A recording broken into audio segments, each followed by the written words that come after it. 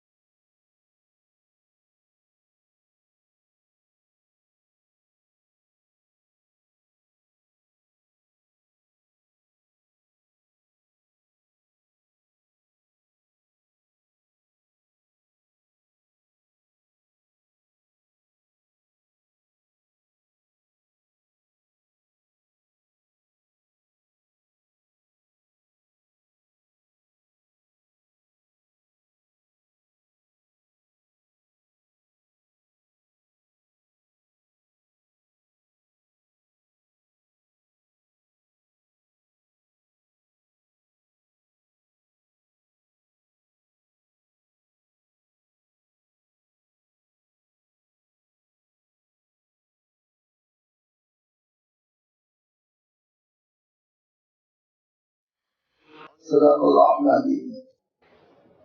الحمدللہ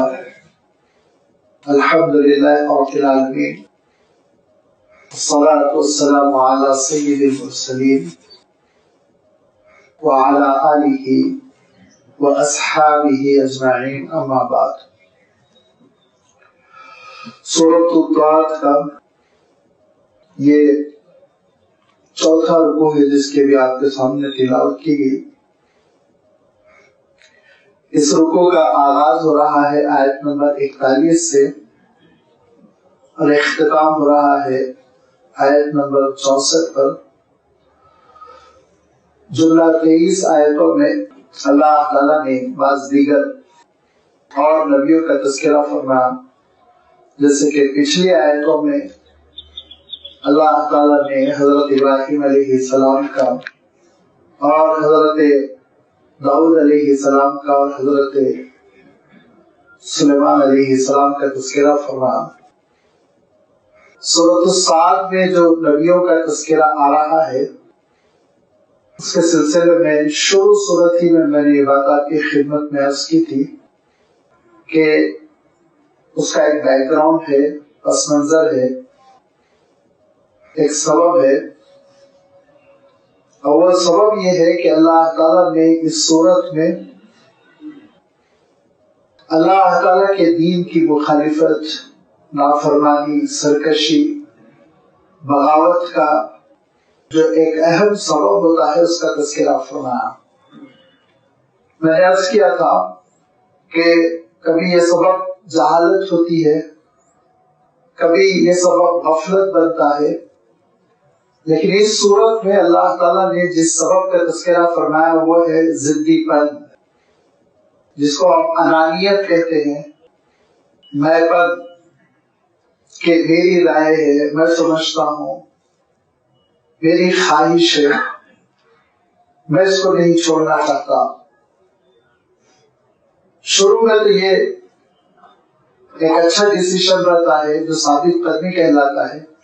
لیکن اگر اچھائی نکھر کر آ جائے اور سچائی واضح ہو جائے اور اس کے باوجود انسان اپنے غلط موقف کو پکڑ کر بیٹھا رہے اور اس پر ضد کرے تو پھر یہ انسان کے لیے جان لیوا ہو جاتا ہے، یہ انسان کے لیے تکلیف دہ ثابت ہوتا ہے. اسی لیے اللہ تعالیٰ نے سورہ 7 میں شروع میں ارشاد فرمایا بل الذین کفروا فی عزۃ و شقاق. بہت سے اہل کفر پر اسی لیے پڑے ہوئے ہیں کہ وہ ضد کر رہے ہیں، عزت و شقاق، مخالفت پر جمے ہوئے ہیں صرف اس لیے کہ میں نہیں مانتا، آپ کیا کرنا ہے کر لیجیے. اس عادت کو انسان نکال کر پھینک دے.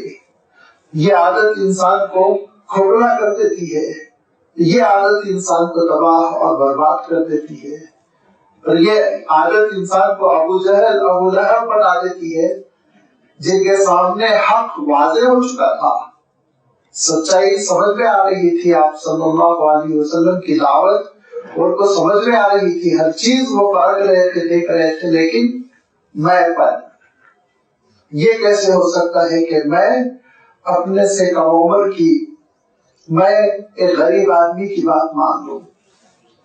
اسی میں پر نے ان کو تباہ اور برباد کر دیا، کفر پر مار ڈالا.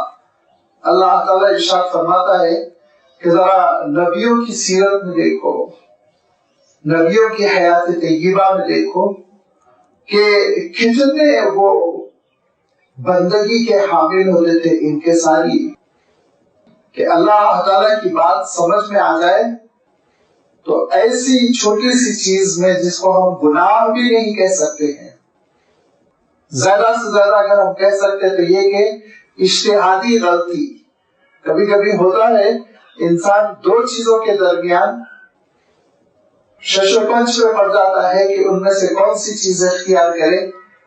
اختیار کر لینے کے بعد اس کو معلوم ہوتا ہے کاش میں وہ اختیار کرتا تو زیادہ اچھا ہوتا، لیکن اس کو انسان اہمیت نہیں دیتا. لیکن نبیوں کی زندگی میں عالم یہ تھا کہ ایسے فیصلے پر بھی وہ نادم ہوتے، سجدہ کرتے اور روتے، گر گراتے، تڑپتے، اللہ تعالیٰ کے آگے ہاتھ پھیلاتے. تبھی تو ان کے اتنے اونچے مقامات ہے کہ حضرت داؤد علیہ السلام نے یہ معمول بنایا تھا کہ دن تو بندگان خدا کے لیے لیکن رات صرف خدا کے لیے اللہ کی عبادت کریں گے، اور اس میں کسی قسم کی کوئی مداخلت اور ڈسٹرب کو پسند نہیں کریں گے. اس کے لیے ایک محراب، ایک چھوٹا سا کمرہ، حجرہ بنا دیا تھا.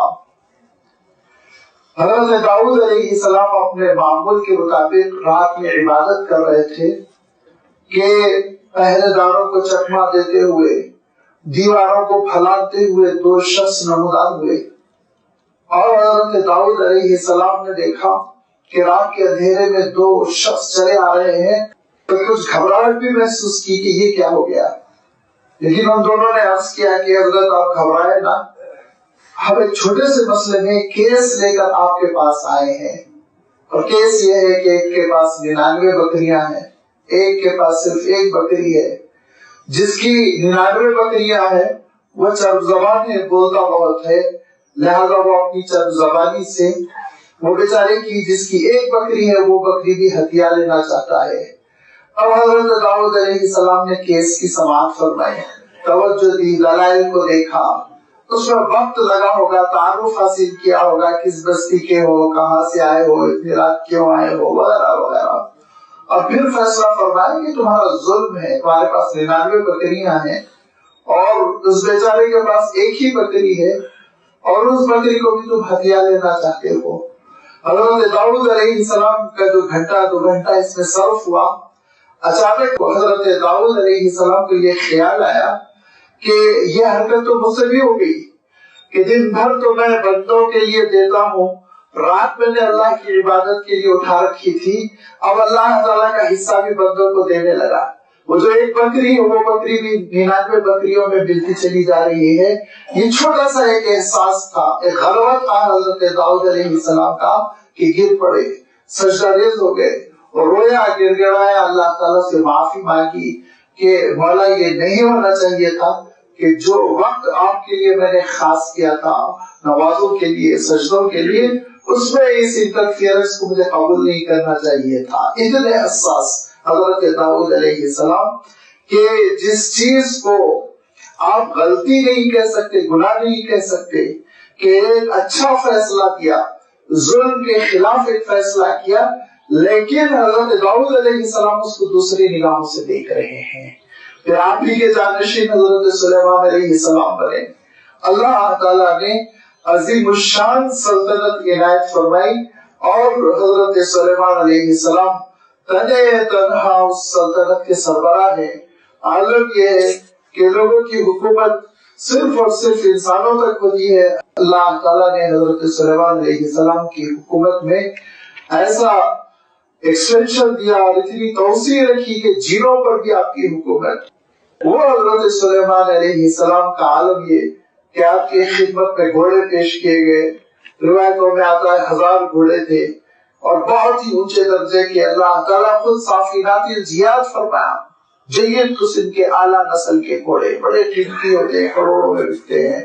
ایسے زبردست گھوڑے حضرت سلیمان علیہ السلام اس کا معائنہ فرماتے ہوئے اچانک توبہ کرتے ہیں تصحیح نیت کرتے ہیں اور روتے ہیں گڑ گڑاتے ہیں اللہ تعالیٰ سے رجوع کرتے ہیں. وجہ کیا ہے؟ وجہ یہ نہیں ہے کہ حضرت سلیمان علیہ السلام سے نعوذ باللہ گناہ سرزد ہو گیا، نہیں، بس یہ بندگی کی کیفیت ہے کہ حضرت سلیمان علیہ السلام کو یہ احساس ہوا کہ اس کو میں نے صرف خزانے میں اضافہ سمجھا، مال سمجھا، دولت کا تصور کرتے ہوئے میں نے اس کا معائنہ کیا، یہ مجھ سے نہیں ہونا چاہیے تھا. اس کو تو میری نیت یہ ہونی چاہیے تھی کہ اللہ کی دین کی خدمت کے لیے واقف ہے. میری نیت یہ ہونی چاہیے تھی یہ تو اعلی جہاد ہے. میری نیت یہ ہونی چاہیے تھی کہ اسلام کے فروغ کے لیے ان کو قبول کیا جائے. میری نیت کیسے غلط ہو گئی. اتنا ہی سوچ کے حضرت سلیمان علیہ السلام رو پڑے، توبہ کر رہے ہیں. حکمران ہے، بادشاہ ہے، بڑی زبردست مملکت ہے، اتنی زبردست مملکت، اتنی بڑی حکومت کہ مہینہ بھر ہوا چلتی ہے لیکن وہ ہوائیں آپ کی مملکت سے باہر نہیں نکل پاتی. لیکن بندگی کا کیا عالم ہے. نعم العبد فرمایا بہت پیارا بنتا تھا سلیمان.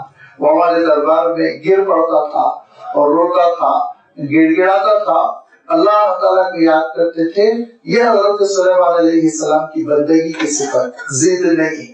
چاہتے تو حضرت سلیمان علیہ السلام کہتے ٹھیک ہے میں سربراہ ہوں اور میرے لیے اس طرح سوچنا اور خزانے میں اضافے کا بھی سوچنا میرے لیے کوئی برا نہیں ہے.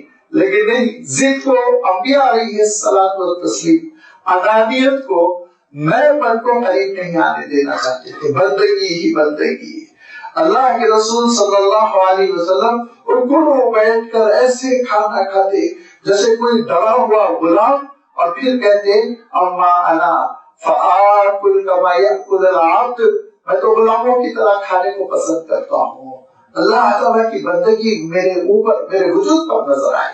یہ کیفیت. ٹیک نہیں لگاتے تھے اللہ کے رسول صلی اللہ علیہ وسلم کھانے کے وقت، ٹیک نہیں لگاتے تھے اور بہت ہی ایسے بندگی کے ساتھ بیٹھتے کہ صاف محسوس ہو کہ اللہ تعالیٰ کا بندہ کھانا کھا رہا ہے.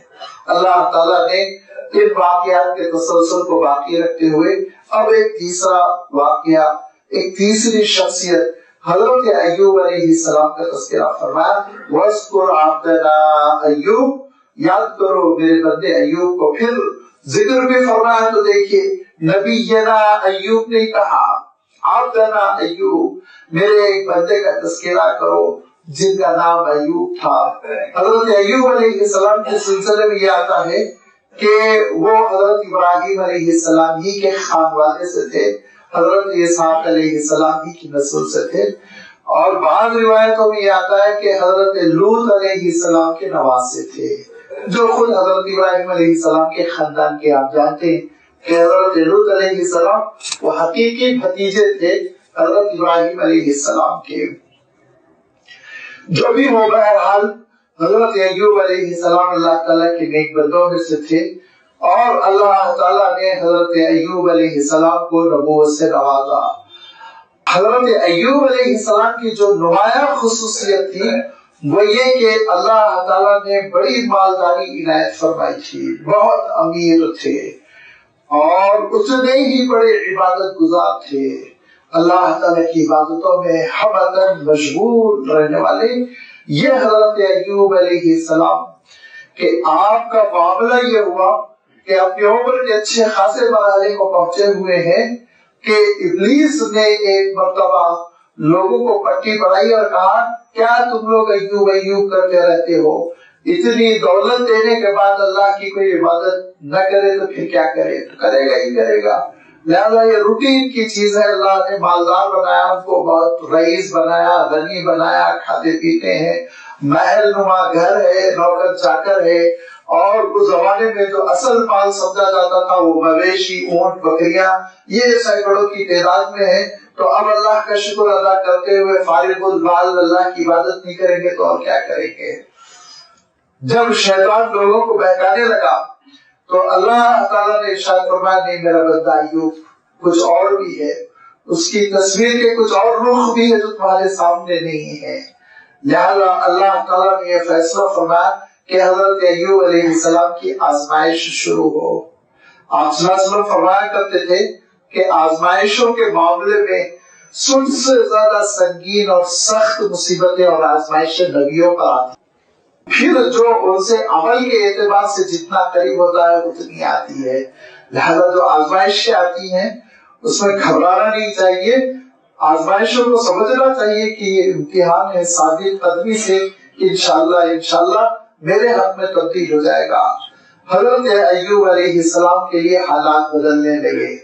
بہت سی تفسیری روایتیں ہیں، تاریخ کی بہت ساری باتیں ہیں، ان میں سے میں اسی کو سلیکٹ کر رہا ہوں جو زیادہ معتبر اور جس پر دل کو اطمینان ہوتا ہے، ورنہ وہ ساری اگر ہم تاریخی روایتیں آپ کے سامنے بیان کریں گے تو معاملہ ذرا خلط ملط ہو جائے گا، کنفیوز ہو جائیں گے سننے والے۔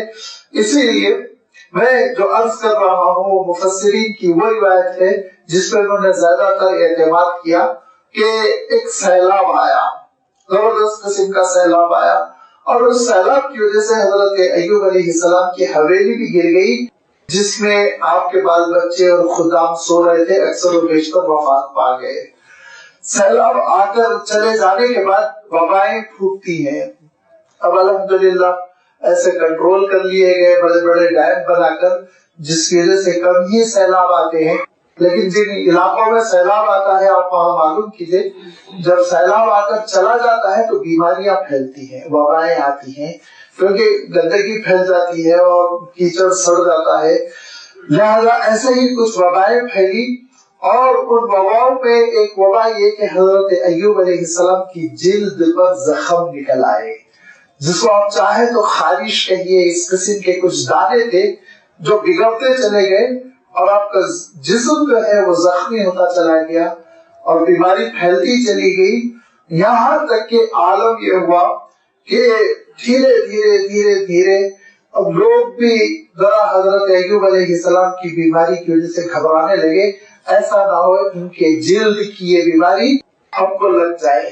لہذا احتجاج کرنے لگے اور کوشش کرنے لگے کہ حضرت ایوب علیہ السلام سے دور دور رہیں، یہاں تک کہ ایک نوبت یہ آئی کہ حضرت ایوب علیہ السلام کو بستی کے باہر نکال دیا گیا، جہاں کچرا کوڑا کرکٹ پڑا رہتا تھا وہیں پہ ایک جھوپڑی ٹائپ بنا دی اور سب حضرت ایوب علیہ السلام سے الگ تھلگ ہو گئے۔ ایک تنہا آپ کی اہلیہ محترمہ تھی جن کا نام لیہ آتا ہے اور جن کو امام ابن جریر طبری رحمۃ اللہ علیہ جو تاریخ کی روایتوں کی تفسیر کے معاملے میں سب سے معتبر نام سمجھا جاتا ہے، انہوں نے بتایا کہ وہ حضرت یوسف علیہ السلام کی پوتی تھی، لیہ بنت افرائیل بن یوسف علیہ السلام، واللہ اعلم۔ لہذا وہ حضرت ایوب علیہ السلام کی خدمت میں لگی رہی، جسم ہے کہ گلتا جا رہا ہے، بیماری ہے کہ بڑھتی چلی جا رہی ہے، اور اللہ سے تعلق ہے کہ اس میں اضافہ ہوتا چلا جا رہا ہے، عبادتیں ہیں کہ اس میں کثرت اور شکر اور ذکر کی کیفیت میں اضافہ ہی اضافہ ہوتا چلا جا رہا ہے، اس میں کسی قسم کی کوئی کمی نہیں ہے۔ یہاں تک کہ حضرت ایوب علیہ السلام اپنی جھوپڑی میں اللہ تعالیٰ کی عبادتوں میں لگے رہتے اور آپ کی اہلیہ محترمہ وہ بستی جاتی، بستی جا کر کچھ کوشش کرتی، کچھ محنت کرتی، کچھ گھروں میں کام کاج کر لیتی ہیں، اس طرح سے کھانے کا انتظام کر لیتی، روٹی دو روٹی لے آتی اور پھر دونوں شام میں کھانا کھا لیتے، آرام کرتے۔ کہتے ہیں یہ کیفیت 3 سال رہی، ایک مفسر نے 7 سال بھی لکھا، واللہ اعلم۔ اسی اثنا حضرت ایوب علیہ السلام کے جو قریبی ماننے والے آپ کے امتی تھے، 2 لوگ جو آپ کی گاہے گاہے خدمت میں آتے، ایک دن حضرت ایوب علیہ السلام جھوپڑی میں کھڑے ہوئے تھے، نماز پڑھ رہے ہیں، عبادت کر رہے ہیں، وہ باہر ہی کھڑے ہوئے بات چیت کرنے لگے، اور ایک صاحب نے دوسرے صاحب سے کہا اتنا نماز پڑھتے ہیں، اتنی عبادت کرتے ہیں، کیا بات ہے پتا نہیں، مجھے کچھ شبہ ہوتا ہے کہ پھر بھی اللہ ان کی دعا قبول نہیں کرتا، اتنی مصیبت میں یہ پڑے ہوئے ہیں۔ حضرت ایوب علیہ السلام سجدے میں گرے، اور سجدے میں گرنے کے بعد اللہ تعالیٰ کے دربار میں عرض کیا کہ مولا تو جانتا ہے کہ میں کسی دن پیٹ بھر کر کھانا کھا کر نہیں سویا تھا جب تک کہ بھوکوں کو میں کھلا نہ دیتا، میں تلاش کرتا تھا، اور تلاش کرنے کے بعد جو بھوکا ملتا اس کو پہلے کھلاتا، اس کے بعد میں کھانا کھایا کرتا تھا۔ حضرت ایوب علیہ السلام یہ مناجات کرتے رہے، دعائیں کرتے رہے کہ حضرت ایوب علیہ السلام کے پاس ان کی اہلیہ محترم آئی، اور شام میں ذرا دیر سے آئی، سورج غروب ہو چکا تھا، اور اس کے بعد پھر کھانے کے لیے کھانا دیا، تو روزانہ سوکھی روٹی ووٹی لایا کرتی تھی، آج کھانا بھی ذرا قدرے اچھا تھا۔ حضرت ایوب علیہ السلام کو تھوڑی تشویش ہوئی اور کہا کہ بی بی کیا بات ہے، لیٹ بھی آ رہی ہو، دیر بھی ہو چکی، کھانا بھی کچھ اچھا ہے تو آپ تناول فرما لیجئے، کھانا کھا لیجئے، آپ آرام کر لیجئے، پھر آپ کو رات میں اٹھنا رہتا ہے، تہجد پڑھنا رہتا ہے۔ لہذا زیادہ تحقیق نہیں کی، کچھ کھا پی کر آرام فرمایا، اپنے معاملات آپ نے جاری رکھے۔ دوسرا دن بھی ایسا ہی ہوا کہ رات دیر گئے، سورج ڈوبنے کے بعد وہ تشریف لاتی ہیں، اور کھانا بھی قدرے کچھ اچھا ہے، تنوع ہے اس میں۔ پھر آپ کو حیرت ہوئی اور آپ نے تحقیق کرنی شروع کر دی، اور تھوڑا سا ناراضگی بھی ہوئی کہ اب یہ بھی مجھ سے لاپرواہی کرنے لگی ہیں، حالانکہ ان کو میرا مقام معلوم ہے اور میری عبادتیں معلوم ہے، اللہ تعالیٰ سے میرا تعلق ان کو معلوم ہے، لیکن یہ بھی اب سستی کرنے لگی۔ اگر اللہ صحت دے تو ان کو تو 100 کوڑے ماروں گا، یہ حضرت ایوب علیہ السلام کہہ گئے۔ اب اس کے بعد سے تحقیق کرنے لگے، جستجو، نہیں آج تو بتانا ہوگا کیوں تاخیر ہوئی، آج تو کہنا ہوگا کھانا اچھا کیوں مل رہا ہے۔ تب حضرت ایوب علیہ السلام کی اہلیہ محترمہ حضرت لیہ اپنے سر سے دوپٹہ ہٹاتی ہیں اور سر کھولتی ہیں تو سر میں بال بالکل نہیں تھے۔ کہا کل جب میں کام کرنے گئی تو کسی نے کوئی مزدوری نہیں دی، یہاں تک کہ شام ہو گئی، جب میں واپس خالی ہاتھ لوٹنے لگی تو میں بہت پریشان تھی کہ 24 گھنٹوں میں 1-2 لوگ نہیں تو آپ کے منہ میں جاتے ہیں، وہ بھی آج نہیں ملے۔ اچانک ایک عورت نے مجھے دیکھا اور کہا آپ ادھر آئیے، میں اس کے پاس گئی تو کہنے لگی کہ آپ کے بال بڑے خوبصورت ہے، میں آپ کے بال خریدنا چاہتی ہوں، اگر آپ اپنی ایک چوٹی بیچ دیں تو میں آپ کو کھانا دوں گی۔ لہذا کل میں نے آدھے بال بیچے، آج بھی یہی کیفیت ہوئی، آج بھی ملازمت نہیں ملی، نوکری نہیں ملی، مزدوری نہیں ملی، رات ہونے لگی اور میں خالی ہاتھ لوٹنے سے شرما رہی تھی کہ پھر وہی عورت نے پھر مطالبہ کیا، اور باقی جو بال تھے، دوسری جو چوٹی تھی، دوسری جو لٹ تھی، وہ بھی اس نے آج خرید لیے، دیکھے میرے سر پہ ایک بال نہیں۔ تو حضرت ایوب علیہ السلام رو پڑے اور اللہ تعالیٰ کے دربار میں گر گرا کر بلبلا کے دعائیں کی، اور یہ کہا، کیا کہا اللہ تعالیٰ سورہ انبیاء میں کچھ حصے کو بیان فرمایا، یہاں کچھ حصے کو بیان فرمایا کہ فرمایا انی مسنی الضر وانت ارحم الراحمین اذ نادى ربه انی مسنی الشیطان بنصب وعطا۔ کہا ایوب نے، پکارا ایوب نے اپنے رب کو، اذ نادى ربه انی مسنی الشیطان، کہ خدایا شیطان کی وجہ سے مجھ پر یہ مصیبت آئی۔ اسی نے تو چیلنج کیا تھا، یہ نہیں کہا حضرت ایوب علیہ السلام نے۔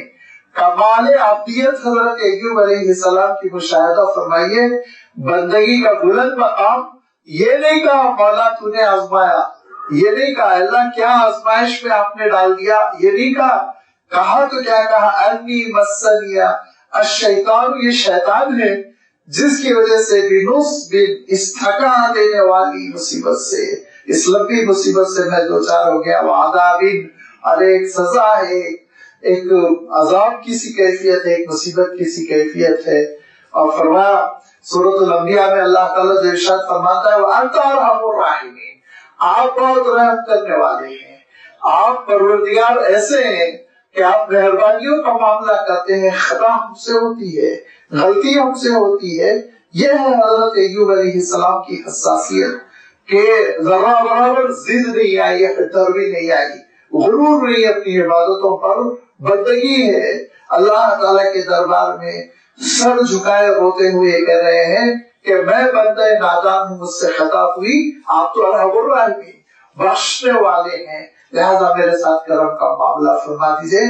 اللہ تعالیٰ ارشاد فرماتا ہے کہ ایوب آپ سر اٹھائیں، آپ کا امتحان مکمل ہو چکا ہے، ارکض برجلک، آپ اپنے پیر کو رگڑے، حرکت دیں، اور پیر کا رگڑنا تھا کہ دو فوارے نکلے، دو چشمے پانی کے پھوٹ پڑے، ھذا مختصر بارد، یہ ٹھنڈا ٹھنڈا جو پانی ہے یہ نہانے کے لیے ہے، وہ شراب اور یہ پینے کے لیے ہے۔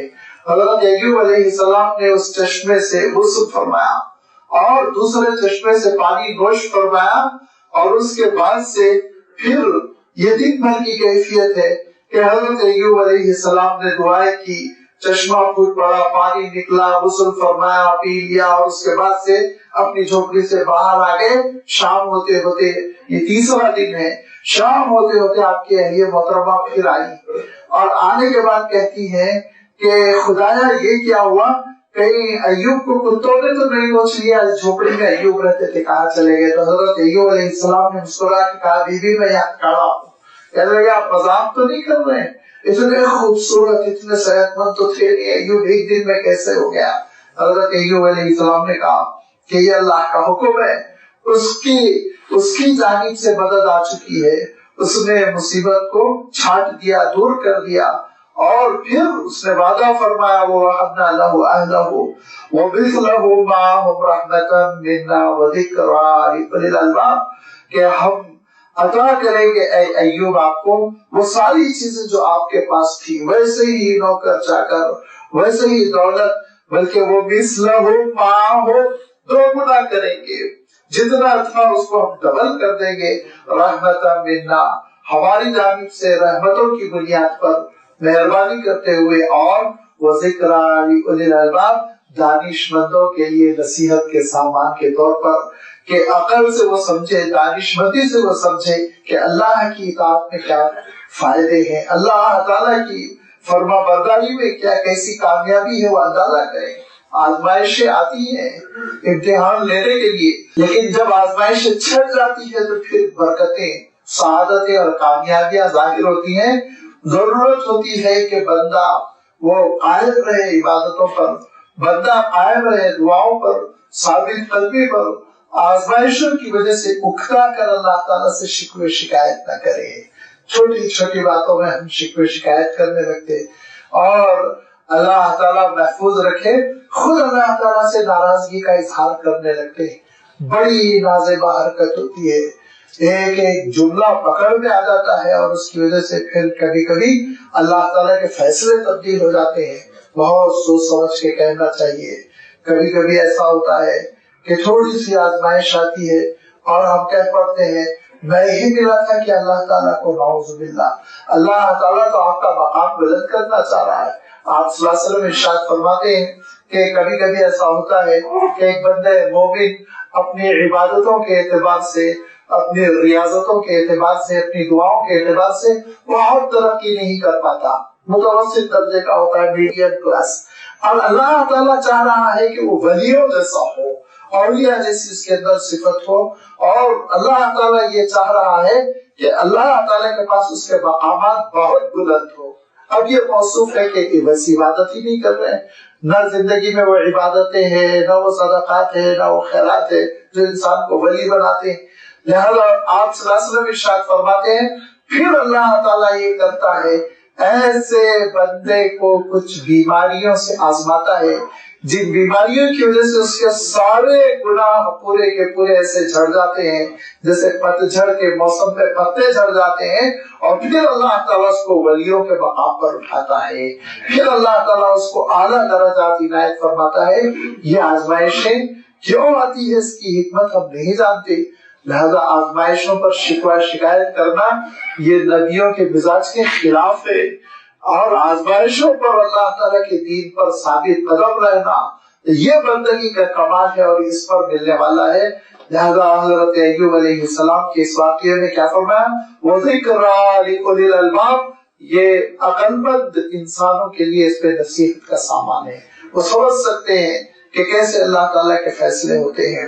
اور پھر اللہ تعالیٰ جب کرم فرماتا ہے، اللہ تعالیٰ جب رحم فرماتا ہے، حالات کیسے بدل دیتا ہے کہ حضرت ایوب علیہ السلام نے ذرا ناراضگی کے ساتھ یہ کہہ دیا تھا کہ میں تو 100 کوڑے ماروں گا، کہا کہ وَخُذْ بِيَدِكَ ضِغْثًا فَاضْرِب بِهِ وَلَا تَحْنَثْ، اے ایوب آپ کو قسم توڑنے کی ضرورت نہیں ہے، اللہ تعالیٰ آپ کی قسم کو نبھانے کے لیے خود اللہ تعالیٰ آپ کو ترکیب دے رہا ہے، اللہ تعالیٰ آپ کو تدبیر دے رہا ہے۔ بندہ جب پھنس جاتا ہے تو اللہ تعالیٰ اپنی جانب سے تدبیریں پیدا کرتا ہے، عقل حیران ہو جاتی ہے۔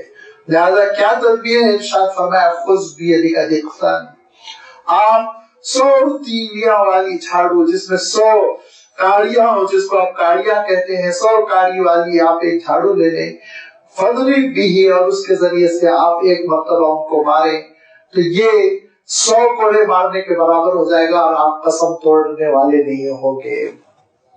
جہاں اللہ تعالیٰ نے حضرت ایوب علیہ السلام کے لیے اتنی نرمی نازل فرما دی کہ حضرت ایوب علیہ السلام کی قسم بھی پوری ہو جائے اور آپ کی اہلیہ محترمہ جو رفیق سفر بن کر، شریک حیات بن کر قربانیاں دے رہی تھی، ان کو تکلیف بھی نہ پہنچے۔ یہ ہے کہ اللہ تعالیٰ اپنے بندوں کی لاج بھی رکھتا ہے، مصیبتوں سے بھی بچاتا ہے۔ لہذا یہ ترکیب اللہ تعالیٰ نے حضرت ایوب علیہ السلام کو عنایت فرمائی، اور اسی لیے اللہ کے رسول صلی اللہ علیہ وسلم نے ارشاد فرمایا کہ دیکھو اگر تم کبھی قسم کھا لو کہ کسی ایسی بات پر جو جائز نہ ہو تو پھر فرمایا وہ قسم پوری نہ کرو، توڑ دو قسم اور کفارہ ادا کرو اس پر، تم کو جو کفارہ ادا کرنا ہے وہ کفارہ ادا کرو، لیکن تکلیف دہ چیز کو پورا کرنے کی کوشش نہ کرو۔ کبھی کبھی اکثر ہماری سوسائٹی میں ہوتا ہے کہ ذرا جھگڑا بڑھ گیا تو ناراضگی میں ہم قسمیں کھاتے ہیں، ہم تجھ سے بات نہیں کریں گے۔ ایک مرتبہ تو بڑی حیرت ہوئی، ایک صاحب نے ایسی قسم کھائی، کہا آئندہ اگر کبھی زندگی میں تجھ سے بات کرا تو میں کافر۔ میں بولا گناہگار کیا کم تھے، اب اپنے آپ کو کافر بھی بنا رہے ہیں، آپ سوچیے کیا حشر ہوگا ہمارا۔ بہت کنٹرول رکھنا چاہیے، زبان انسان کے لیے بہت مصیبت بنتی ہے۔ تو ایسے موقع پہ آپ صلی اللہ علیہ وسلم کیا ارشاد فرماتے ہیں کہ نہیں، 3 دن بعد بات کر لو، سلام کر لو، پہل کر لو، اور پھر قسم توڑنے کا جو کفارہ ہے وہ پورا کرو۔ ہرگز تم کو اس کی اجازت نہیں کہ تم زندگی بھر بات نہ کرو، ایک ناجائز کام ہے۔ رشتوں کو توڑنے کی اگر کوئی قسم کھا لے، نیکی پر عمل نہ کرنے کی کوئی قسم کھا لے جذباتی ہو کر، ایک تو یہ کہ کرنا ہی نہیں چاہیے، لیکن اگر ہو جائے تو آپ صلی اللہ علیہ وسلم کا حکم ہے کہ کرو نیکی اور قسم توڑو اور قسم توڑنے کا کفارہ ادا کرو۔ یہ قسم کے سلسلے میں جس کو اللہ تعالیٰ ارشاد فرماتا ہے کہ آپ کو یہ آپ نے جو کہہ دیا تھا تو اس کو پورا کرنا ہی کرنا ہے، اور کرنے کے لیے ارشاد فرمایا کہ اللہ تعالیٰ کی جانب سے آپ کو یہ ایک ترتیب دی جا رہی ہے، ایک تدبیر اور ایک ترکیب دی جا رہی ہے۔ اِنَّا وَجَدْنَاهُ صَابِرًا، کیونکہ ہم نے ایوب کو بہت صبر کرنے والا پایا۔ ان 3 سالوں میں حضرت ایوب علیہ السلام نے ایک بھی ناشکری کا لفظ نہیں کہا، شکر گزار رہے۔ نعم العبد، کیا پیارا بندہ تھا ایوب۔ اللہ تعالیٰ کے پاس جس چیز کی قدر و قیمت ہے، اللہ تعالیٰ کے پاس بندوں کی جس صفت کی بہت زیادہ قیمت ہے، بہت ہی قدردانی ہے، وہ ہے بندے کی عبدیت، اللہ تعالیٰ کے آگے جھکنا۔ نعم العبد انہ اواب، بہت ہماری طرف لوٹ کر آنے والا تھا، خطاؤں پر نادم ہونے والا تھا، ہم سے رجوع کرنے والا تھا، رشتہ جوڑنے والا تھا، ہم سے لو لگانے والا تھا۔ یہ ہے صفت اللہ سے جوڑنا، اللہ تعالیٰ سے اس کے دربار میں بار بار حاضر ہو کر دعائیں مانگنا، یہ انسان کو قیمتی بناتی ہے، یہ پیدا کرنا ہے۔ اور خاص طور پر سورۃ الصاف میں اللہ تعالیٰ نے یہی بات ارشاد فرمائی کہ غلطی ہو رہی ہوگی، چھوٹی موٹی غلط رائے قائم کر لی ہوگی، اس میں ضد نہ کرو، اچھی بات سامنے آ گئی، اللہ اور رسول کا حکم سامنے آ گیا، توبہ کر لو، اللہ سے رجوع کر لو کہ اللہ غلط رائے بن گئی تھی، مجھے یہ نہیں کرنا چاہیے تھا۔ بہت ہوتا ہے زندگی میں معاملات ہونے کی وجہ سے ہم یہ طے کر لیتے ہیں ہم ہرگز یہ نہیں کریں گے۔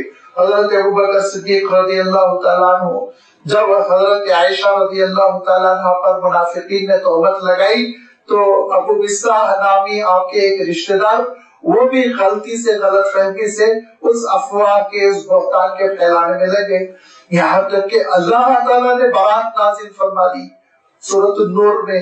تو حضرت ابوبکر صدیق رضی اللہ تعالیٰ عنہ کو تھوڑا سا غصہ آیا کہ یہ میرا غریب رشتہ دار ابو مصطح، اس کو میں ماہانہ امداد دیتا ہوں، پیسے دیتا ہوں خرچے کے لیے، اور یہ اس غلط کام میں لگ گیا۔ حضرت ابوبکر صدیق رضی اللہ تعالیٰ عنہ کا فیصلہ بالکل حق بجانی تھی۔ ذرا سوچیے آپ، ان کی غلطی شخصی نہیں ہے، دینی غلطی، حضور اکرم صلی اللہ علیہ وسلم کے خانوادے کے سلسلے میں غلط بات پھیلا رہے ہیں، جرم ہے۔ حضرت ابوبکر نے جو فیصلہ کیا اس میں بالکل حق بجانی تھے کہ اب ان کو میں ایک ڈھیلا نہیں دوں گا، 1 روپیہ نہیں دوں گا، اب نہیں خرچہ کروں گا ان پہ، جی لو جیسی زندگی ہے جینا۔ اللہ تعالیٰ نے قرآن مجید میں ارشاد فرمایا وَلَا يَعْتَلِ أُولُو الْفَضْلِ مِنْكُمْ وَالسَّعَةِ أَن يُؤْتُوا، اللہ تعالیٰ نے جن کو فراغی عطا کی ہے، جو کھاتے پیتے ہیں، وہ اپنا ہاتھ روکنے کی بات نہ کرے۔ اَلَا تُحِبُّونَ أَن يَغْفِرَ اللَّهُ لَكُمْ، کیا بندو تم یہ پسند نہیں کرتے کہ اللہ تعالیٰ تمہاری مغفرت فرما دے؟ تو حضرت ابوبکر نے فوراً کہا اَنَا أُحِبُّ أَن يَغْفِرَ اللَّهُ لِي، میں چاہتا ہوں اللہ میری مغفرت فرمائے، آئندہ میں نسیم کا وظیفہ پھر سے میں جاری کر رہا ہوں، پھر دیتا رہوں گا میں ان کو۔ تو چھوٹا سا ایک فیصلہ حضرت ابوبکر صدیق رضی اللہ تعالیٰ عنہ نے کیا، اور ہمارے آرام کے لحاظ سے وہ فیصلہ تو عبادت ہے کہ اللہ کے رسول کو جو تکلیف پہنچائے اس کو تو بھوکو مارنا چاہیے، ہے کہ نہیں؟ لیکن حضرت ابوبکر صدیق کا مقام یہ تھا کہ وہ اپنے نفس کو ہرگز نہ آنے دیتے، اور حضرت ابوبکر صدیق رضی اللہ تعالیٰ عنہ نے فوراً محسوس کیا، لوٹ پڑے اللہ کی طرف، بندگی کی طرف، اطاعت کی طرف، فرما برداری کی طرف، کہ اللہ جو نیک کام میں کرتا تھا وہ کرتا رہوں گا۔ یہ کیفیت جو ہوتی ہے اس کو ارشاد فرمایا انہ اواب، اللہ کی طرف لوٹنے والا، احساس ہو جائے کہ میں نے فیصلہ غلط کیا، بس ندامت ہو جائے۔ اور آگے اللہ تعالیٰ نے کچھ اور نبیوں کا تذکرہ بہت اختصار کے ساتھ نام لیتے ہوئے کچھ ان کی فضیلت کا تذکرہ کیا، تاکہ جب 3-4 نبیوں کا تذکرہ آ چکا ہے تو کچھ اور شخصیتیں بھی ہمارے ذہن میں تازہ ہو جائے۔ وَاذْكُرْ عِبَادَنَا إِبْرَاهِيمَ، اور ہمارے بندوں میں ابراہیم کا بھی تذکرہ کر دو، وَإِسْحَاقَ، اور ان کے فرزند حضرت اسحاق کا بھی، وَيَعْقُوبَ، اور ان کے فرزند حضرت یعقوب کا بھی۔ ان کی خصوصیت یہ تھی کہ اُولِي الْأَيْدِي وَالْأَبْصَارِ، اُولُو الْأَيْدِي کے معنی ہوتے ہیں کہ طاقت والے، قوت والے، والابصار کے معنی ہوتے ہیں بصیرت والے۔ ان نبیوں کی شان یہ تھی کہ ان کی بات بھی چلتی تھی، طاقتور بھی تھے، بصیرت والے بھی تھے، اور پھر ان سب کے باوجود اِنَّا أَخْلَصْنَاهُمْ بِخَالِصَةٍ ذِكْرَ الدَّارِ، ہم نے ان کو مخصوص کر رکھا تھا۔ اللہ تعالیٰ ارشاد فرما رہا ہے ہم نے ان کو مخصوص کر رکھا تھا صرف آخرت کے تذکرے کے لیے۔ معلوم یہ ہوا کہ اللہ کے وہ بندے جو آخرت کی یاد دہانی کرتے رہتے وہ اللہ کے نمائندے ہوتے ہیں، اللہ تعالیٰ ان کو منتخب فرماتا ہے۔ اور دوسری بات یہ بھی معلوم ہوئی کہ اصل کامیابی بس آخرت کی ہے، آخرت کو یاد رکھنا۔ اور اس کے ساتھ ساتھ اللہ تعالیٰ نے یہ بات صاف ارشاد فرما دی کہ ان کی ڈیوٹی یہ تھی، ان کا مقصد یہ تھا، ان کا کام مشن یہ تھا کہ یہ آخرت کا تذکرہ کرتے رہتے تھے، ذکر الدار، آخرت کی یاد دہانی کرتے رہتے تھے۔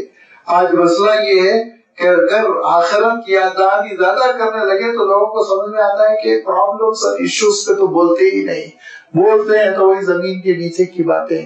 زمین کے نیچے کی باتیں جب تک سمجھ میں نہیں آئے گی زمین کے اوپر زندگی نہیں سنورے گی. یاد رکھیے قرآن مجید میں اللہ تعالیٰ نے ہماری زندگی کو باندھ دیا ہے، مربوط فرما دیا ہے آخرت سے. آپ دیکھیں کہ احکام کا ذکر چلتا رہے گا، روک دے گا اللہ تعالیٰ احکام کو، روکنے کے بعد آخرت کا تذکرہ فرمائے گا 3-4 آیتوں میں، پھر احکام کا تذکرہ شروع ہوگا. آپ دیکھیں گے کہ اللہ تعالیٰ کوئی تاریخی بات ارشاد فرماتا رہے گا، روک دے گا بیچ میں، آخرت کا تذکرہ کرے گا، پھر تسلسل جاری رہے گا. کیونکہ اللہ تعالیٰ چاہتا ہے کہ میرے اور آپ کے ہر کام کا مقصد وہ آخرت کی کامیابی بن جائے. ملازمت بھی، تجارت بھی، نوکری بھی، ساری چیز ہو جائے، کھانا پینا، بال بچوں کے ساتھ حسن سلوک، ہر قسم کی ایکٹیویٹی اس کا مقصد یہ ہو، مطلوب یہ ہو کہ آخرت کی کامیابی، نیک نیتی. اور یہی چیز کہا جاتا ہے کہ صحابہ کے اندر پیدا ہو گئی تھی کہ وہ کھیتی کرتے ہوئے اللہ تعالیٰ سے آخرت میں ملنے والے اجر کی وہ امید رکھتے جو میں اپنی نماز میں نہیں رکھتا ہوں. یہ مقام ہو گیا تھا ان کا. کھیتی کر رہے، وہ ہل چلا رہے ہیں، وہ تجارت کر رہے ہیں، وہ ملازمت کر رہے ہیں، لیکن نیت اتنی خالص ہے کہ مولا آپ کے لیے، آخرت کی کامیابی کے لیے. وَإِنَّا أَخْلَصْنَاهُمْ بِخَالِصَةٍ ذِكْرَ الدَّارِ وَإِنَّهُمْ عِندَنَا لَمِنَ الْمُصْطَفَيْنَ الْأَخْيَارِ. وہ بے شک ہمارے پاس بڑے چنے ہوئے صاحب خیر نیکوکار لوگ تھے. مصطفیٰ میں عرض کر چکا ہوں، صفا صفوا اس کے کیا معنی ہوتے ہیں. مصطفیٰ کے معنی چنے ہوئے لوگ تھے، برگزیدہ تھے. الاخیار بڑے نیک تھے، خیر والے تھے. وَاذْكُرْ إِسْمَاعِيلَ وَالْيَسَعَ وَذِي الْكِفْلِ، اور یاد کرو اسماعیل کو اور یسع کو اور ذی الکفل کو. کل من الاخیار، اور یہ بھی بڑے نیکوکاروں میں سے تھے. یہ 3 نام اللہ تعالیٰ نے اس لیے الگ دیے کہ ان تینوں نبیوں نے اپنے اپنے والد کی جانشینی کی دین کی خدمت میں. حضرت اسماعیل علیہ السلام کے بارے میں تو آپ جانتے ہی ہیں کہ حضرت ابراہیم علیہ السلام کے فرزند مکہ مکرمہ میں جانشینی کرتے رہے، حضرت ابراہیم علیہ السلام کے دین کی ترویج کرتے رہے. والیسع، آپ کے بارے میں آتا ہے کہ آپ حضرت ایوب علیہ السلام کے فرزند تھے، لیکن کوئی حدیث صحیح نہیں ہے جس کی وجہ سے ہم قطعی فیصلہ کر لیں. تاریخ میں یہ کہا گیا کہ حضرت ایوب علیہ السلام کے فرزند تھے اور حضرت ایوب علیہ السلام کی دینی خدمتوں کو آپ نے جاری رکھا. وذی الکفل، اور ذوالکفل کے سلسلے میں لکھا کہ یہ حضرت الیاس علیہ السلام کے فرزند تھے، حضرت الیاس علیہ السلام کی دینی خدمتوں کو جاری رکھا.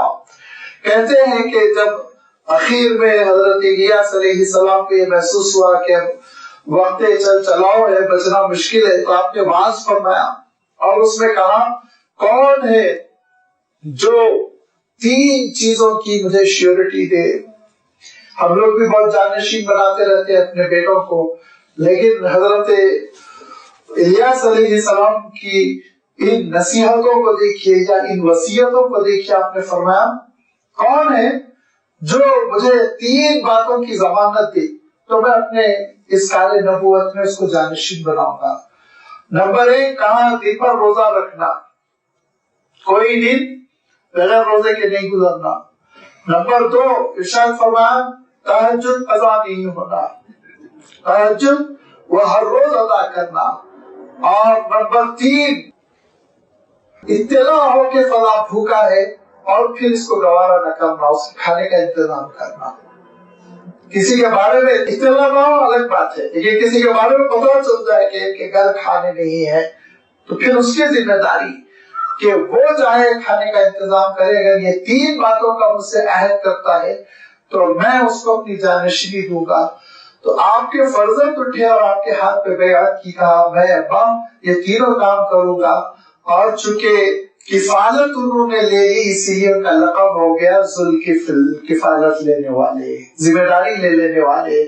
پھر کہا حضرت ذوالکفل نے یہ پورے عہد کو اپنی زندگی بھر نبھایا کہ ہر روز روزہ رکھتے، ہر رات کھڑے ہو کر عبادت کرتے اور کسی بھوکے کو بھوکا نہ رہنے دیتے، آپ کوشش کرتے کہ اس تک کھانے کی کچھ نہ کچھ چیز پہنچائے۔ واللہ عالم، بعض لوگوں نے یہ بھی کوشش کی کہ ذوالکفل وہ شاید انڈیا میں کوئی نبی ہوئے ہوں اور کفیل ان کا نام رہا وغیرہ وغیرہ، اس طرح کی یہ تاریخی کوششیں ہیں، واللہ عالم قطعی نہیں کہہ سکتے ہم۔ وذوالکفل کل من الاخیار، یہ سب بھلے لوگوں میں سے تھے جو انسانیت کے لیے نمونہ ہے۔ ھذا ذکر، یہ بندو تمہارے لیے نصیحت کا سامان ہے، اور یاد رکھو ان للمتقین لحسن مآب، جو اس راستے پر چلے گا اہل تقویٰ ہوگا، اس کے لیے بڑا ہی نیک انجام، بہت ہی پیارا اور حسین اس کا اختتام ہوگا۔ وہ کیا؟ جنات عدن مفتحۃ لہم الابواب، ہمیشہ والے باغات جس میں ہمیشہ بندے کو رہنا ہوگا، مفتحہ، اور کھلے ہوئے ہوں گے اس کے دروازے، بندش نہیں ہوگی، رکاوٹ نہیں ہوگی۔ یہ نیکوکار میدان حشر میں جب پہنچیں گے بہت تیزی کا ان کے ساتھ حساب کتاب کا معاملہ ہوگا، وی آئی پیز کھٹاکھٹ گزرتے چلے جائیں گے۔ اور انشاءاللہ سورۃ الزمر میں پوری تفصیل آنے والی ہے کہ بڑی تیزی کے ساتھ حساب کتاب کا معاملہ ختم ہوگا، صراط سے گزریں گے سیدھا جنت کے دروازے پر، اور پھر وہاں پہ السلام علیکم کہہ کر استقبال، اندر لے جایا جائے گا متکئین فیہا، وہاں ٹیک لگائے تختوں پر، اونچی اونچی ان کی گویا کہ نشستیں ہوں گی، اونچے تخت لگے ہوئے ہوں گے، اور آمنے سامنے ایک دوسروں کو دیکھتے ہوئے وہ بیٹھیں گے۔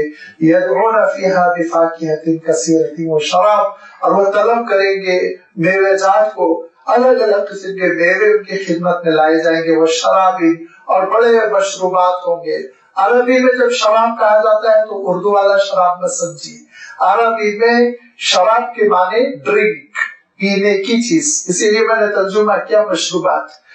فرمایا کہ لیکن یاد رکھیے کہ اللہ تعالیٰ کے پاس ایسے مشروبات بھی ہوں گے جن کے بارے میں اللہ تعالیٰ نے وضاحت فرما دی کہ ان کے پینے سے نہ نشہ آئے گا اور نہ منہ سے بدبو ہوگی، نہ سر گھومے گا، نہ انسان اور فول بکے گا، لیکن کیف حاصل ہوگا، سرور حاصل ہوگا، اطمینان حاصل ہوگا۔ ایسے مشروبات ہوں گے جو جس کے سلسلے میں کبھی کبھی لوگوں کو غلط فہمی ہو جاتی ہے، دنیا کی گندی شراب کے سلسلے میں کہتے ہیں جنت میں شراب بھی ملے گی، وہ ایک الگ مشروب ہوگا، وہ ایک پینے کے لیے بہت اعلیٰ قسم کا مشروب ہوگا جس کو پی کر نہ گندگی پیدا ہوگی، نہ بدبو، نہ سر گھومے گا، نہ لڑائی جھگڑے، نہ گالی گلوچ، بلکہ ایک اطمینان، ایک آرام حاصل ہوگا۔ وہ جنت کا ایک مشروب ہوگا۔ تو فرمایا یہاں پر وشراب، کہ اور وہ مشروبات کو، پینے کی چیزوں کو طلب کریں گے، وہ چیزیں ان کی خدمت میں لائی جائے گی۔ وعندهم قاصرات الطرف اتراب، اور ہم عمر قسم کی حوریں ہوں گی جن کی نگاہیں جھکی ہوئی، شرمیلی قسم کی، بے حیا نہیں۔ اور معلوم یہ ہوا قاصرات الطرف، نگاہوں کو جھکا جھکا رکھنا چاہیے، اٹھا کے آنکھیں ہر چیز کو انسان تک رہا ہے۔ یہ نبیوں کا مزاج نہیں ہے، بلکہ نبیوں کا مزاج یہ ہے کہ نگاہوں پر قابو رکھا جائے، ضروری چیز دیکھی جائے، پھر اس کے نیچے دیکھ کر انسان اپنا سفر طے کرے۔ یہی صفت حوروں کی بڑی نمایاں ہوگی۔ ھذا ما توعدون لیوم الحساب، یہ ہے قیامت کے دن کے لیے تم سے وعدہ کیا جا رہا ہے کہ تم کو یہ عطا کیا جائے گا۔ ان ھذا لرزقنا ما لہ من نفاد، اور یہ وہ ہماری نعمتیں ہوں گی، بخشش ہوگی، عنایت ہوگی، ما لہ من نفاد، جو کبھی ختم نہیں ہوگی، ہمیشہ جاری رہے گی۔ اور اس کے برخلاف ھذا وَإِنَّ لِلطَّاغِينَ لَشَرَّ مَآب، ضدیوں کے لیے بہت برا انجام ہے، جو ضد کرتے ہیں اور جو ہر دھرمی کرتے ہیں، اور جن کا عالم یہ ہے للطاغین، جو نافرمانی کرتے ہیں، حد سے آگے بڑھ جاتے ہیں، ایسے باغیوں کے لیے تو بڑا برا انجام ہوگا۔ وہ کیا ہے؟ جہنم یصلونھا فبئس المہاد، جہنم کی شکل میں، اور جہنم کا صرف مشاہدہ بھی کرنا ہوگا، یصلونھا، گھسنا ہوگا، اس میں ڈالا جائے گا، ان کو داخل ہونا پڑے گا۔ فبئس المہاد، بڑا برا ٹھکانہ ہوگا، بہت ہی بری وہ آرام گاہ ہوگی۔ ھذا فلیذوقوہ حمیم وغساق، یہ تو یہ، اور ان کو چکنا پڑے گا مزہ کس کا؟ حمیم، بڑے کھولتے ہوئے پانی کا، وغساق، اور ایسا گندا پیپ، اتنا گندا پیپ کہ اللہ کے رسول صلی اللہ علیہ وسلم ارشاد فرماتے ہیں ایک ڈول پیپ اگر دنیا میں پھینک دیا جائے تو اس کی سڑی ہوئی بدبو سے لوگوں کی ناکیں سڑ جائے گی، لوگوں کا جینا حرام ہو جائے گا۔ یہ اتنا گندا مشروب ہوگا، اتنی گندی چیز ہوگی۔ فرمایا ھذا فلیذوقوہ حمیم، کھولتا ہوا پانی، حمیم کے معنی ابلتا ہوا پانی۔ جب جہنم کے مختلف سزاؤں سے ایک نافرمان گزرے گا تو پانی پانی پانی پکارے گا، بس پانی جو دیا جائے گا تو پھر مصیبت آ جائے گی کہ چلو میں جب پانی لے گا تو چلو کے پانی کی بھاپ سے اس کا چہرہ جھلس کے، اس کا گوشت پک پک کے گل گل کے گرنے لگے گا۔ فرمایا یہ پینے کے لیے تم کو یہ گندی چیزیں ملے گی، یہی نہیں وآخر من شکلہ ازواج، اور اس طرح کی طرح طرح کی اور مصیبتیں ہوں گی جن کا اللہ تعالیٰ تذکرہ پسند نہیں فرماتا ہے۔ ان برے انجام کے تذکرے پر اللہ تعالیٰ پردہ ڈالنا چاہتا ہے اور بندوں کو ان سے بچانا چاہتا ہے، لیکن بندے اپنی نافرمانیوں کی وجہ سے، بندے ضد کی وجہ سے، ہم دھرمی کی وجہ سے، اللہ کے رسولوں کی مخالفتوں کی وجہ سے فوج در فوج جہنم میں داخل ہوں گے۔ ھذا فوج مقتحم معکم، کہ ان جہنمیوں کے ساتھ ایک لشکر، ایک بھیڑ گھسے گی۔ لا مرحبا بہم، تو پھر پہلے جو گھسے وہ پچھلے گھسنے والوں کو، بعد میں گھسنے والوں کو کہیں گے کہ لا مرحبا بکم، تمہارے لیے کوئی خیر کی بات نہیں ہے۔ مرحبا کہتے ہیں نا، جس کے معنی روحبا کے اصل معنی ہوتے ہیں وسیع، پھیلی ہوئی چیز۔ مرحبا کے معنی ہے میرا دل آپ کے لیے پھیلا ہوا ہے، میرا گھر آپ کے لیے وسیع ہے، اور لا مرحبا بہم، تمہارا کوئی استقبال نہیں۔ انہم صالوا النار، اور وہ آگ میں داخل ہو کر رہیں گے۔ تو پھر اب یہ گھسنے والے، یہ پیروکار یہ کہیں گے قالوا بل انتم لا مرحبا بکم، وہ کہیں گے کہ نہیں، تم کو بھی، تمہارا بھی کوئی استقبال نہیں، تمہارے لیے بھی کوئی دل میں گنجائش نہیں۔ انتم قدمتموہ لنا فبئس القرار، تو جو ہمارے آگے گمراہی پھیلاتے رہے اور تم کو کوئی قرار نہ آئے، بے قرار رہو، تڑپو۔ سورۃ الاعراف میں بھی آ چکا ہے اور سورتوں میں بھی آ چکا ہے کہ ایک جنریشن دوسری جنریشن پر لعنت و ملامت کرے گی۔ قالوا ربنا من قدم لنا ھذا، پروردگار گمراہی کی طرف جو ہم سے آگے آگے بڑھے ہوئے تھے، ہماری سربراہی کر رہے تھے، ہم کو لیڈ کر رہے تھے، تو فزدہ عذابا ضعفا فی النار، اللہ کو آپ ڈبل عذاب دیجئے، خود بھی گمراہ تھے، ہم کو بھی گمراہ کر رہے تھے۔ تو جو لوگ پچھلی نسل کے ہیں وہ جواب دیں گے وقالوا ما لنا لا نرى رجالا كنا نعدهم من الاشرار۔ سورۃ الاعراف میں اللہ تعالیٰ نے ارشاد فرمایا کہ پچھلی نسل کہے گی کہ جی نہیں جناب، آپ پہ بھی اللہ تعالیٰ کی لعنت ہو، آپ پر بھی ڈبل عذاب ہو، کیونکہ آپ بھی تو کسی نسل کے رہنما بنے، آپ بھی تو کسی نسل کے رہبر اور لیڈر بنے، تو لہذا ہر ایک سے یہ قصور ہوا، ہر ایک کو عذاب۔ اللہ تعالیٰ ارشاد فرماتا ہے بحث نہ کرو کس کو کتنا عذاب دینا ہے، وہ اللہ تعالیٰ جانتا ہے۔ اس موقع پر یہ اہل کفر آپس میں ایک دوسرے سے بات چیت کرتے ہوئے کہیں گے وقالوا ما لنا لا نرى رجالا كنا نعدهم من الاشرار، آج کیا ہو گیا، جن کو ہم برے سمجھتے تھے وہ نظر نہیں آ رہے ہیں، جن کو ہم یہ سمجھتے تھے دہشت گرد ہے، جن کو ہم یہ سمجھتے تھے کہ یہ تشدد پسند ہے، جن کو ہم یہ سمجھتے تھے کہ یہ بنیاد پرست ہے، جن کو ہم یہ سمجھتے تھے کہ یہ معاشرے میں جھگڑے پیدا کرتے ہیں، یہ ایکسٹریمسٹ ہے، یہ ٹیررسٹ ہے، اور یہ ہمارے محلوں میں سکون درہم برہم کرتے ہیں، ان کو سلم محلوں میں ڈال کے ان کا جینا دوبر کر دو، ان سے جیلوں کو بھر دو، ان کے اوپر مقدمے دائر کرو۔ جن کو ہم برا سمجھتے تھے آج ہم کو نظر نہیں آ رہے وہ چہرے، اور وہ چہرے تو الحمدللہ جنت میں ٹیک لگائے آپس میں ایک دوسرے سے کلام کر رہے ہوں گے۔ اتخذناہم سخریا، کیا ہم نے ان کو دلگی سمجھا تھا، اور زاغت عنہم الابصار، یا آج نگاہیں کام نہیں کر رہی کہ وہ ہم کو نظر نہیں آ رہے ہیں، کہاں گم ہو گئے وہ لوگ۔ اللہ تعالیٰ ارشاد فرماتا ہے ایک پچھتاوا سا ہوگا جن کو ہم دنیا میں برا سمجھتے تھے، آج وہ کامیاب ہو گئے۔ جن کو ہم دنیا میں نکما سمجھتے تھے، جن کو ہم دنیا میں سمجھتے تھے کہ یہ ہماری مصیبت اور پریشانی کا باعث ہے، کبھی یہ شراب خانوں کے خلاف بولتے ہیں، کبھی یہ بے حیائی کے اڈوں کے خلاف بولتے ہیں، کبھی یہ ظلم کے خلاف بولتے ہیں، انہوں نے ہمارا جینا دوبھر کر رکھا ہے، منمانی زندگی بسر نہیں کرنے دیتے، لہذا ان کو سڑا دو، گلا دو، ختم کر دو، نکال دو ملک سے۔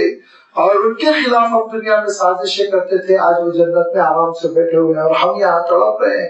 ان ذالک لحق، یہ ایک حقیقت ہے، اللہ کا وعدہ ہے، یہ ایک سچائی ہے جو ہو کر رہے گی۔ ان ذالک لحق تخاصم اہل النار، آگ والوں کی مصیبت یہ ہوگی کہ آپس میں وہ جھگڑے کر رہے ہوں گے، جنت والوں کی خصوصیت یہ ہوگی آپس میں وہ سلام کر رہے ہوں گے، گلے لگ رہے ہوں گے، استقبال کر رہے ہوں گے۔ اب جو کسی مومن کو گلے لگاتا ہے، استقبال کرتا ہے، اس کی خطاؤں کو معاف کر کے اپنے سینے کو کشادہ کرتا ہے تو وہ جنتیوں کے راستے پر۔ اور آج جو چھوٹی چھوٹی باتوں کو ایشو بنا کر کسی مومن کو دائرے ایمان سے نکالنے کی کوشش کرتا ہے، مسجد سے نکالنے کی کوشش کرتا ہے، جھگڑے کرتا ہے اور اپنی تقریروں اور وعظ و نصیحت کی مجلسوں میں فتنے پھیلاتا ہے تو وہ جہنمی کے راستے پر ہے۔ سوچ لے انسان کس راستے پر چل رہا ہے۔